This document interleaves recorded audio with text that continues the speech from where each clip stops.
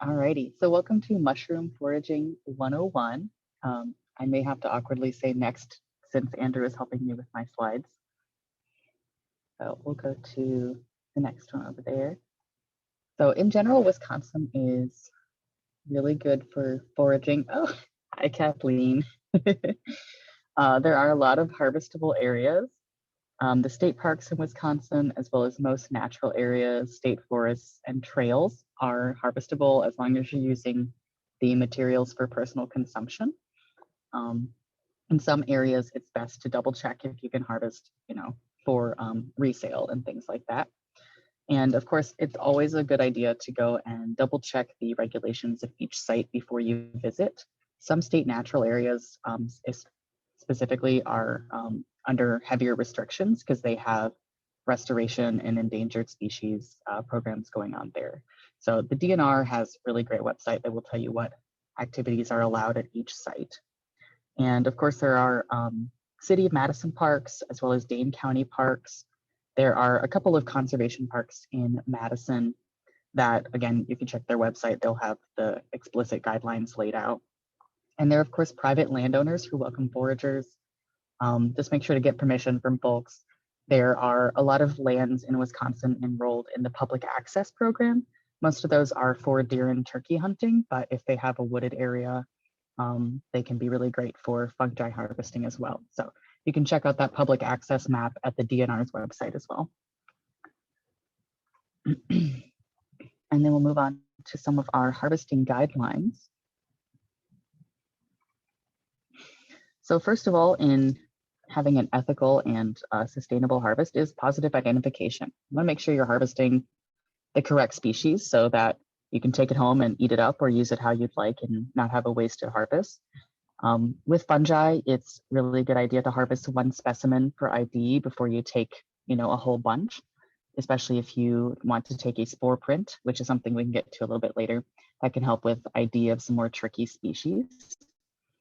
And then leave some behind. With plants, it's best to only take 20 to 30% of the patch. But with fungi, because they are spreading spores all the time and they will fruit multiple times during one season, you have a little bit more leeway. Usually I say take maybe 50 to 60% of a patch of fungi. Make sure to leave some for the critters or for other foragers who might come in behind you. And if you can, knock on the caps of the fungi to help them spread their spores out a little bit in the area. There is one species that is different from this guideline, and that is chaga. Some folks may have heard of this. It's a very popular fungi recently because of its medicinal properties, but it's a very slow growing fungi.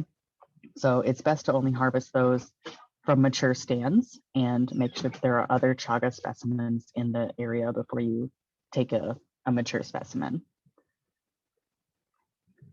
And then next slide. And coming prepared, make sure you have all your foraging supplies with you. If you're going to travel to a more remote area, make sure that folks know where you will be traveling. And again, know the guidelines of the area that you're visiting and what kind of harvesting is allowed.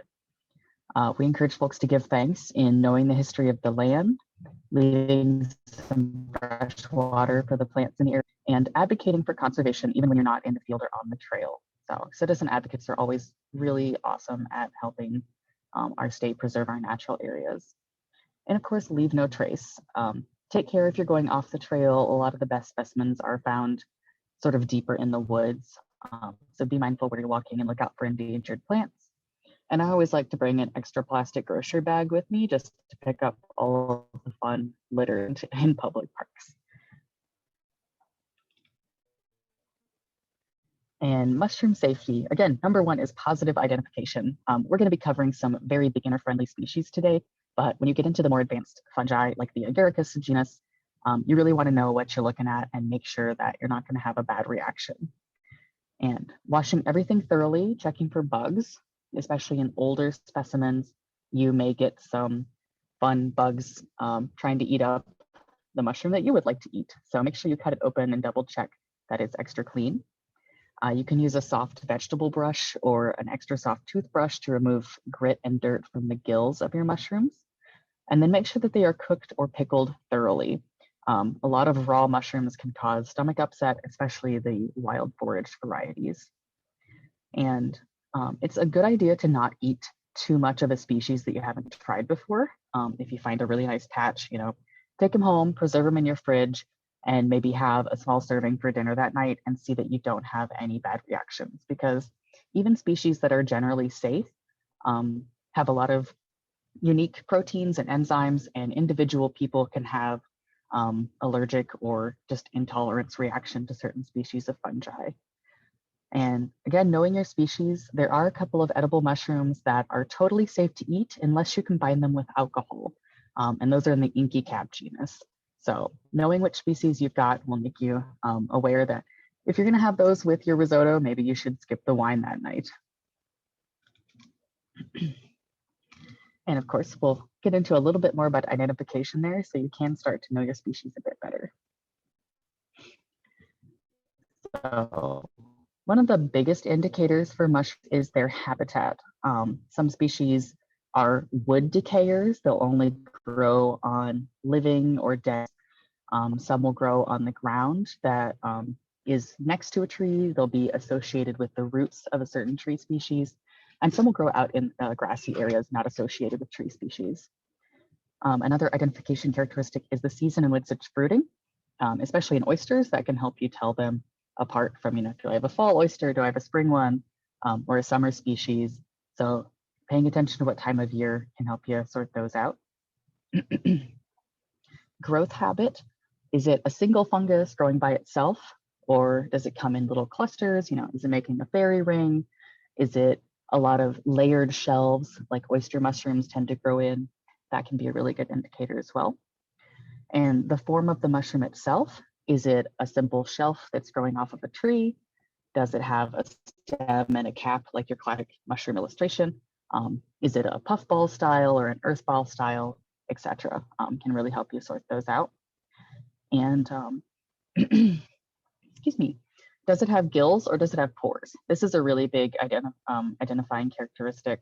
There's a group of mushrooms called polypores that do not have gills on the bottom. They just have sort of a smoother pore surface with little holes in the bottom.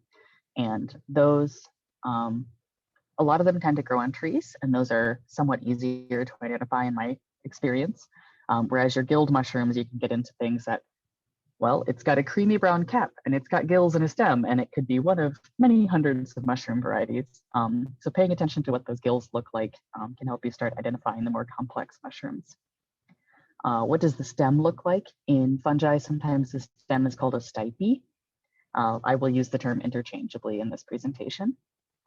But if it has a ring around it, if it has little scales on it, those are really helpful identification characteristics. The color can be handy, although in some species it's very widely variable what color the fungi are. And if they're a younger fungi or more mature, starting to get a little bit too old, their color will change throughout their life cycle. So that's not one that you want to rely too heavily on, but some species do have unique colorations. And odor is actually a really great fungi identification characteristic. There's a common species that we'll touch on in here that smells like watermelon rinds. And if there's ever any question if you have that mushroom or not, you just take a sniff and it's like, oh yeah, it's that guy. So fungi have a lot of really cool and unique odors that can really help you identify them. So this is a diagram of a gilled mushroom. And here you can see what I was referring to earlier, those, oh, there's a cat here. Those gills that sort of look like blades on the underside of the cap and that long stipe. And then on the illustration there, you can see what they call a ring sometimes, or a skirt. This is left over from the mushroom fruits and breaks away from the veil that used to be around the entire mushroom, or just the bottom of the stem there. And it can have that veil remnant on the bottom, which is called a vulva. And these are really helpful in identifying the more complex ones like the Agaricus genus. And then next slide we have, this is a polypore mushroom. And so they have quite a different form than those gilled and capped mushrooms. There are also mushrooms that have a stem and a cap, but will have a pore surface underneath instead of gills. Most common of those are the boletes, which are have some very prized edibles, but can be tricky for beginners. So we're going to stick to the tree fruiting polypores here, which are relatively simple. So you can see this guy's not quite as complex. It has that nice smooth cap on top, as well as the pore surface on the bottom. And the illustration may be a bit small on your screen, but the pores there are sort of like short little channels that go up into the bottom of the cap, and the spores will come out of the bottom of those channels. Whereas on guild mushrooms, the spores will be hanging out on the inside of those gills. And the spores are the mushroom's reproductive mechanism, kind of like seeds in plants, but genetically a bit different. I'm going to pause here for questions. Does anyone have any questions about those identification or characteristics?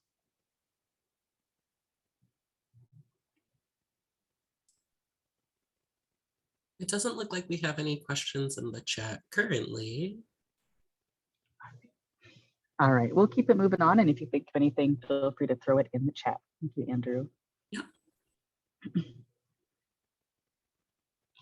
So we're going to go through just a couple of species of really beginner-friendly fungi. These are ones that you can almost never go wrong with and are pretty easily findable in Wisconsin. So the first one is everyone's childhood favorite, the puffball. I'm not going to pronounce the names of any of these because it is too late in the evening. I'm sorry, but they are provided there. It's really great to have the Latin name if you want to get a good ID, because sometimes the common names can overlap, just like with plants. And these are found throughout summer and fall, and they grow in grassy areas, sometimes by themselves, sometimes in rings, or just kind of scattered clusters. And these are a really nice edible, a really good orientation to mushrooming if you haven't done it before, especially if you get these giant puffballs.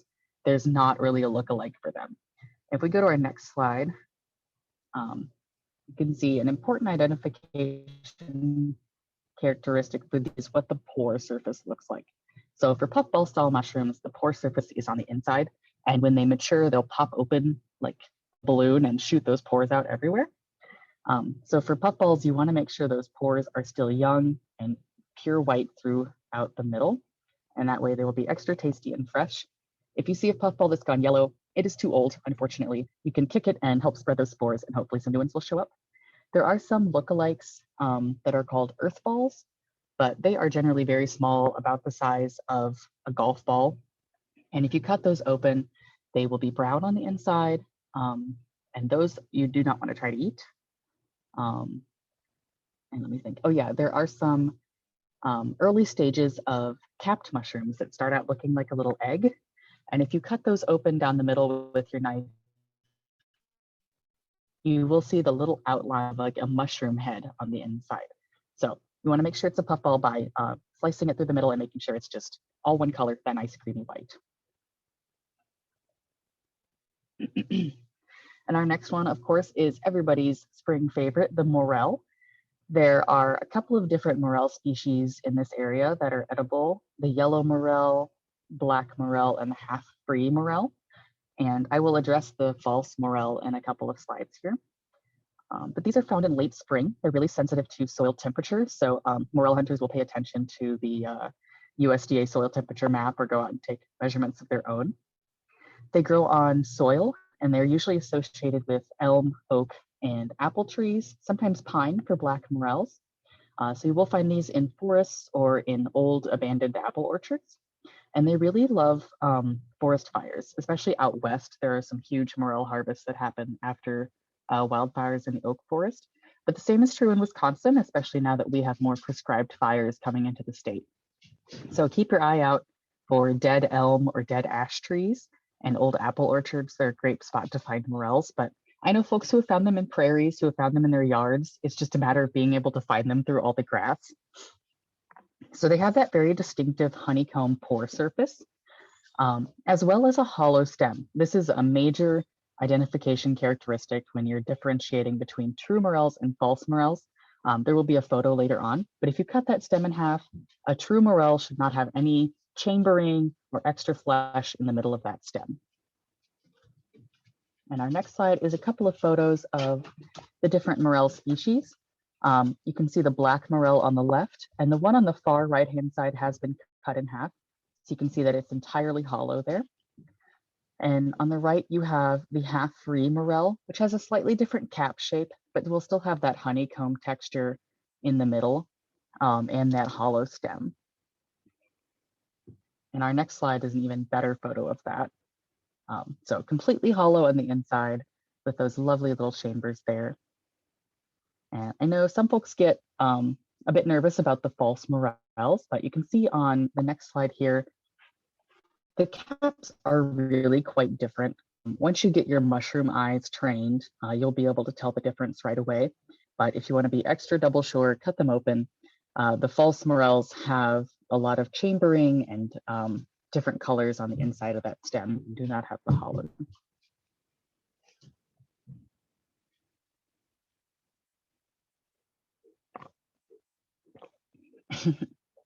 Pardon me, water break. All right, so our third one is one of my favorites to identify. This one's called dryad saddle or pheasant back. And this is the one I mentioned earlier that smells like watermelon rind. Some people say it smells like cucumber. It's got a very unique sort of fresh smell to it.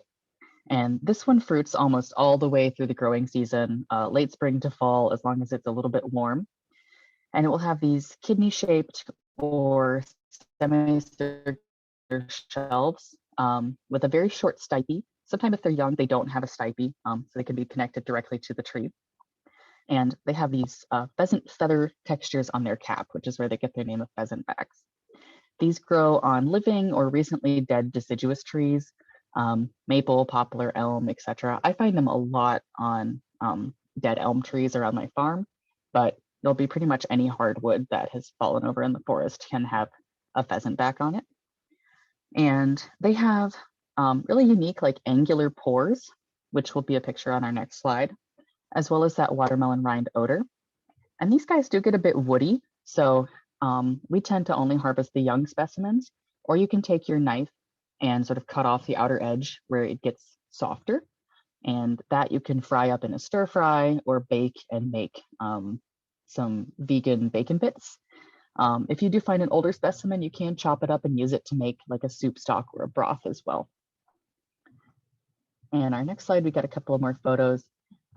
These are some of the younger specimens where they don't have that big wide cap quite yet, but you can still see their pheasant feather patterning. And then if you can see closely on the right-hand picture, you can check out those pores, which are very large and quite angular, which is somewhat unique among polypores.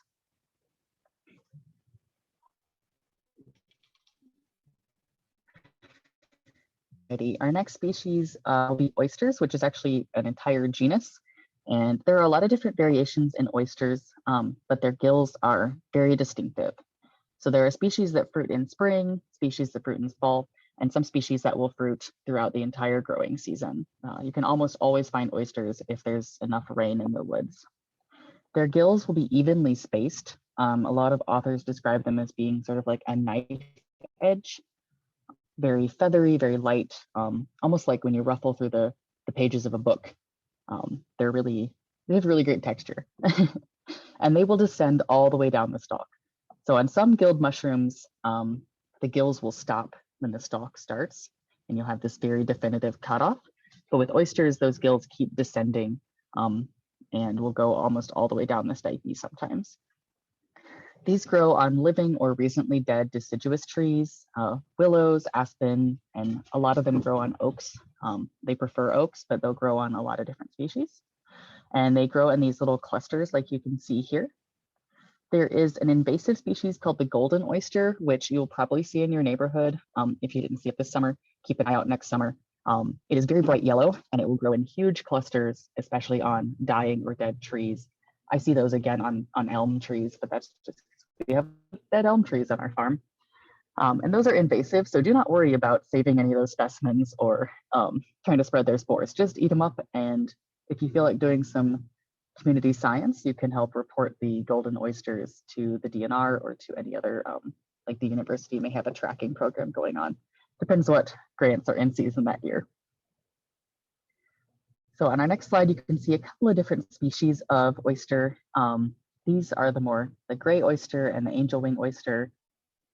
They have a sort of different color. Their oysters come in like, you can get anything from like a nice pinkish beige, very cute, to that bright orange of the golden oyster, to these sort of gray guys in between. But they will all have those very distinctive gills that will help you identify that it's an oyster. And most of them should smell pretty good, a nice light mushroomy smell, and be nice and soft and supple for you to harvest. Our next one is one of my favorites, which is called chicken of the woods or sulfur shelf. There are two species of this mushroom that are edible. They look kind of similar, just have different colors. And they will fruit from spring to fall. They are usually on dead deciduous trees, often in these beautiful clumpy layers here. And they're going to be that really orange and yellow color. They have angular pores on the bottom, just like the pheasant back. And again, with these polypores that grow on tree species, sometimes they can get woody when they're old. So you want to look out for those younger specimens that are more tender. Although this one tends to stay tender longer than things like the pheasant back. So on our next slide, you can see the two different species next to each other. And the synthesis is just a bit more cinnamon colored, more of a rusty red, whereas the sulphureus will have that bright yellow underside and is easily identified. But these guys are pretty easy to identify. There's not too many lookalikes that are inedible. Andrew, do you have anything to add about chicken of the woods? It's really, really delicious. It does actually taste like chicken if you take the time to cook it. Yeah, in general, I've heard and experienced Cincinnatus to be a little bit tastier than sulphureus. And like Hawthorn mentioned, sulphureus these two can be pretty distinguished with the yellow underside that sulphureus has, but Cincinnatus has sort of a white pore layer. Yeah. Fabulous, thank you. So our next one is has a similar name, but it's a very different species. It's called a hen of the woods or maitake. And this one is also super delicious, a very tender polypore. And it tends to fruit in the fall and really prefers oak trees. Go and check out the red oak woods. There's a couple of really great parks to the west of Madison that have good oak forests. And it will almost always be at the base of these oak trees right as the root comes out of the ground. Oh, please excuse me. And these can be anywhere from gray to a cream color with a very fleshy shelf and multiple small caps. The pore surface is kind of a purpley gray color, although it could just look white sometimes. And these, oh goodness, I totally lost my train of thought. Oh yes, they're sometimes called sheep's head because they have all these little itty bitty caps that are like clustered together. So from far away, it'll just look like a big fluff sometimes. So they have a very unique structure. And then I'm gonna pause because I saw a question in the chat, which yeah, I sent my PowerPoint to Courtney, and you definitely have our permission to share that out to anyone who is interested. And I think I have a recording of this session for folks who would like it. So thank you, good question. Yeah, and then on our next slide, you can see some different color forms of the hen of the woods on the left there. Sometimes it gets very lavendery and purpley. I think it's gorgeous. And then on the right, there is a lookalike for this one. It's called the black staining polypore. You can tell it apart because when you bruise it or break it, it will start staining black within 15 minutes. But this one is also edible, and lots of folks say it's pretty tasty, despite the fact that that black staining can not always look appetizing. All right, just a couple more left. The next one is a wood ear or jelly ear. There are quite a few jelly fungi that are all pretty closely related, but there's a couple of species that are used most often as edible jelly fungus. Auricularia americana or auricula. Oh my God, I said those words. I don't think I butchered it too bad. So auricularia just means it looks like an ear in Latin. So as you can see from the photo, they have very distinct form there. And these are found from spring through fall, and they'll grow on the branches of just about every tree species. I find them frequently on downed branches that are sort of laying on the forest floor, but they will also be on live branches as well. And these are disc shaped. Sometimes they'll be all the way around sort of cup, and reddish brown color, very rubbery to touch. When you touch them, you can tell why they're called jelly fungi. These are enjoyed really often in East Asian cuisine and used in soup sometimes. They have a really unique texture, kind of like a thick seaweed. So they're kind of different to the American palate sometimes, but I think they're very tasty. There is a contraindication with these. They act as a blood thinner.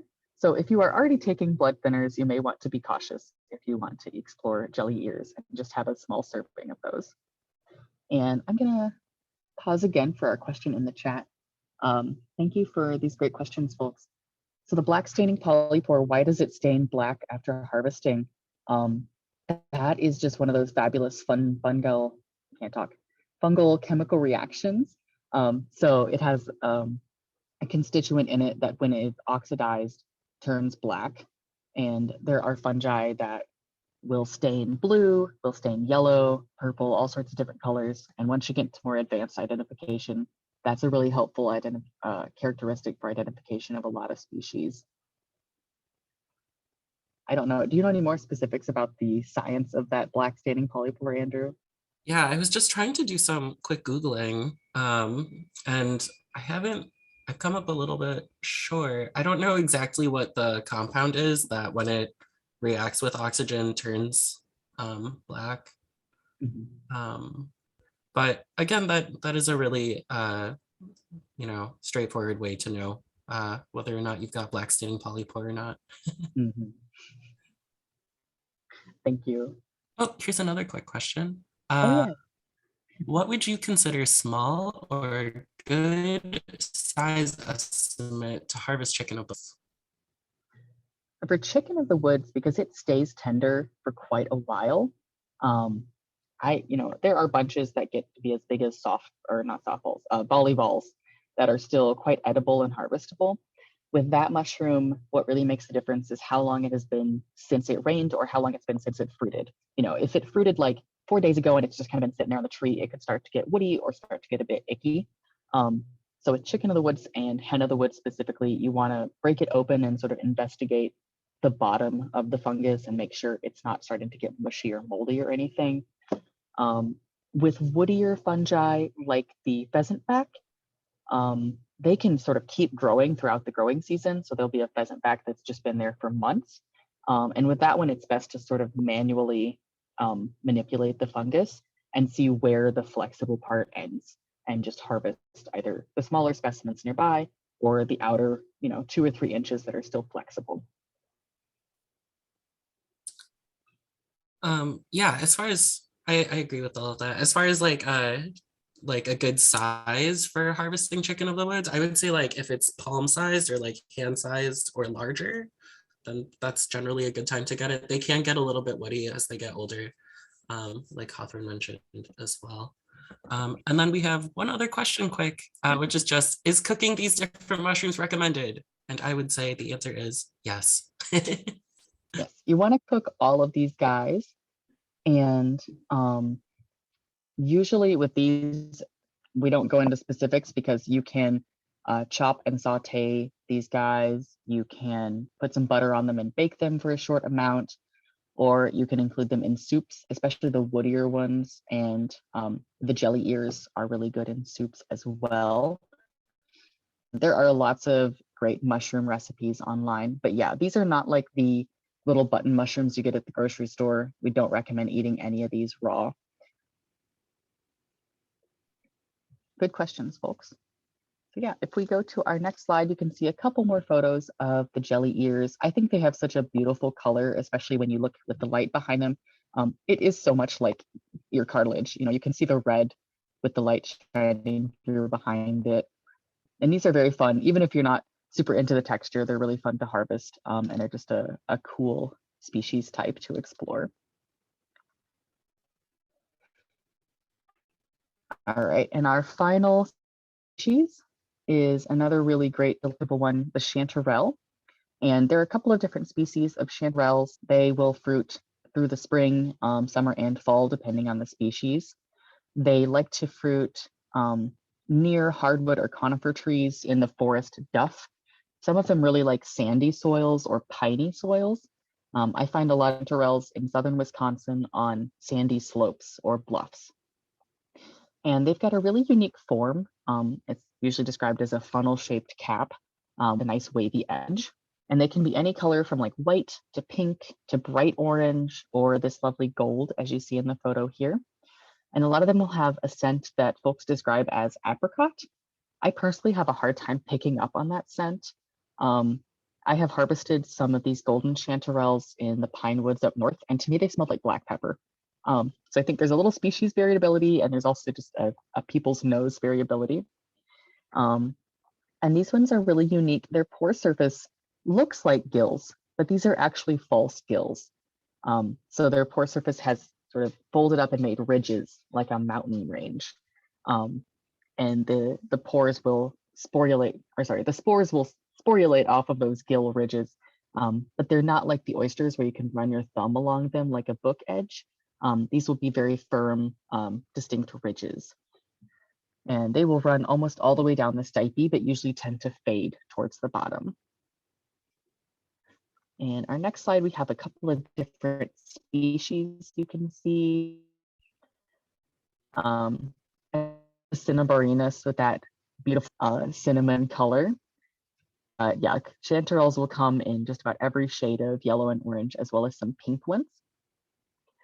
And then on our next slide, there are false chanterelles, but they're usually pretty easy to identify, whereas true chanterelles will have those, I'm saying true and false a lot. So whereas chanterelles will have those false gills that will not move with your thumb, the false chanterelle does have gills that have that really straight, even knife edge. And if you ruffle your thumb along it, they will move just like the pages of a book.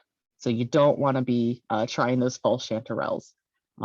So look out for those distinct ridges of the false gills on a chanterelle. All right, and our final slide, we have some great links for you, which, yeah, Courtney, feel free to share our slides in Google Slides in view only, or I will give you a PDF with these as well. Forager's Harvest is a great resource. Sam Thayer is based in northern Wisconsin. He's got some great foraging guidelines.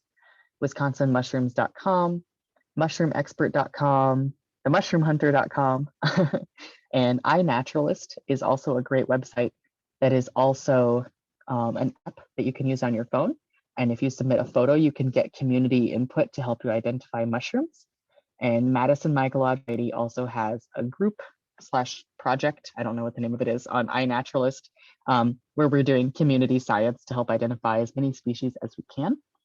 And then I've also included a link to the public access program there from the DNR website. As well as a couple, oh my God, I can't make words, as well as a couple of books that I really enjoy.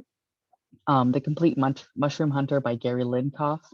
And Gary Linkoff also helped to write the National Audubon Society Field Guide to Mushrooms, which is great, like backpack size field guide. And Mushrooms of the Midwest by Michael Kuo and Andrew Methvin. This one's fabulous. It's a very big book and has really great up close, sexy pictures of these mushrooms. So it can really help you get a better visual sense of how to identify things. And I saw there was one other question in the chat, but Andrew, do you have any other resources you want to add? Sorry, it took me a second to get unmuted. Yeah, I would add, there's a website called Forager Chef, which has been really helpful for me lately this past year. The folks who run that website just have a ton of different pages about various edible fungi, and not only just like what they are and how to identify them, but also like different that you can use for them, which is pretty great. And then I guess, of course, our website, though we don't have a ton of resources, we are, Yeah. so there's always that. Yeah.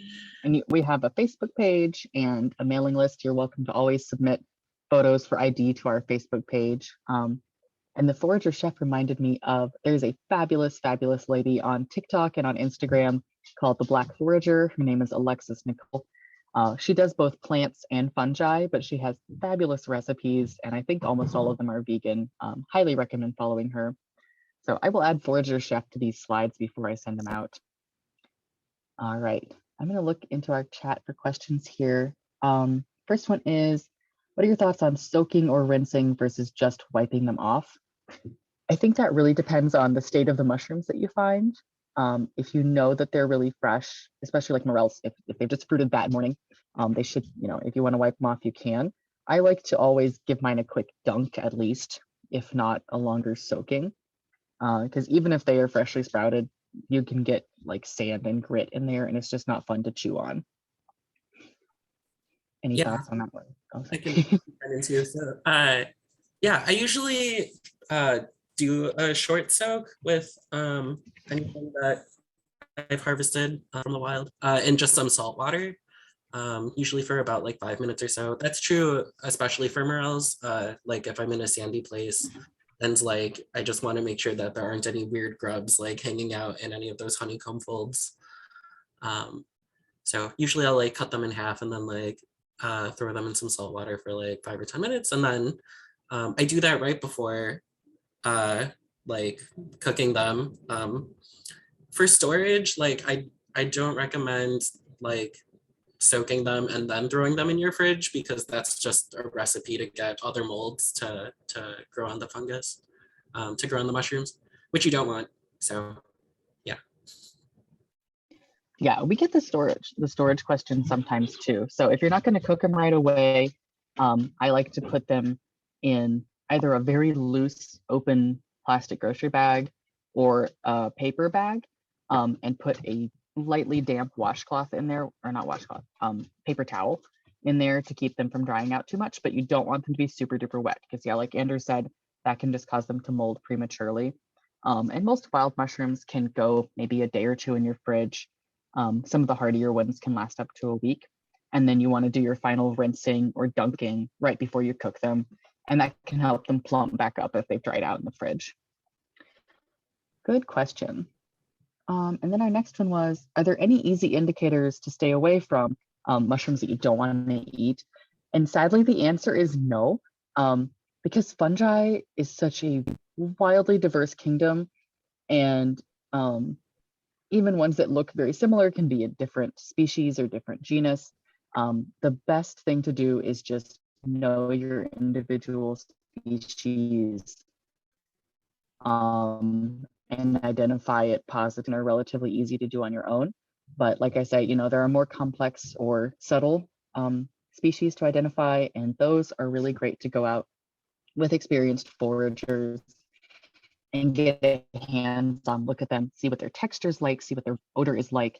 And I really recommend interested folks, you can get on our mailing list and go on our forays next season. It's a really fabulous way to build up your foraging confidence.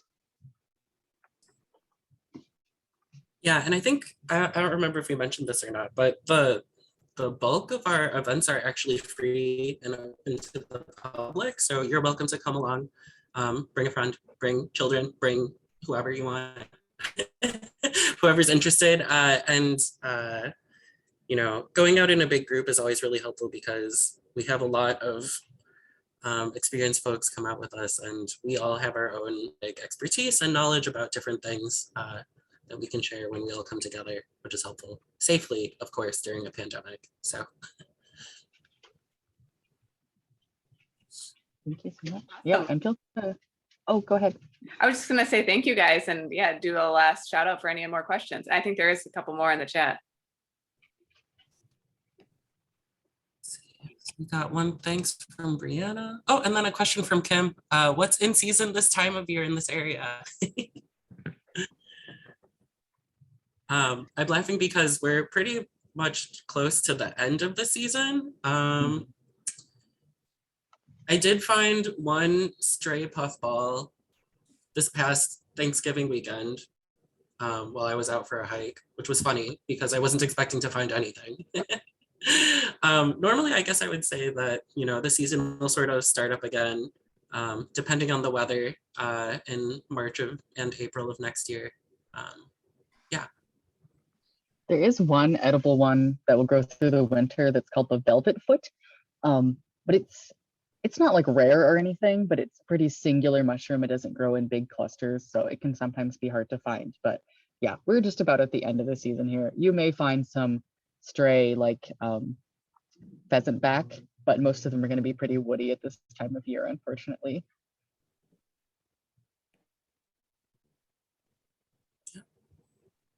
Well, thanks everyone for your attention and all your questions. Where's your secret morel spot? I'll take it to the grave. I will say that when it comes to morels, just make sure you're out during the growing season, and do actually spend some time looking around. You will find them eventually, hopefully. I know folks that have hunted for weeks in the national or in the state parks, and they will find a cluster of morels in their neighbor's front yard. They are kind of a fickle species. We try to have a morel hunt every year. We usually go to Governor Dodge, and there is an old apple orchard within that state park. So we will find at least a couple specimens usually, but they're really variable depending on how long the spring is, or what the soil temperature is and things like that. So